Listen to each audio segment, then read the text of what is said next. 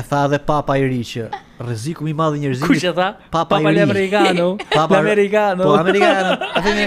E tha që rreziku më i madh i njerëzimit sot për sot është inteligjenca artificiale. Dhe ja, pra, këto janë provat e para që po vinë në Shqipëri këto rreziqe.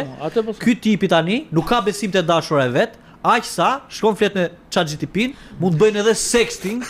Apo se jo, Po, e vërtet, mund ta bëjnë dhe këtë. Jo, nuk e jo, sepse thot ajo. Ju lutem thot, jo këtë fjalor thot se nuk bën. Me vërtet që ka shumë Ja, më ChatGPT është e përdal. Nuk është e përdal. Se e ke provuar ti? Ashtu ka qenë një projekt. Ashtu ka qenë një projekt. Ashtu keni më i shokun ton. Po pra kam një shokun ty. Po i shok timin. Po ç'si ka? Patër mos jeti ky.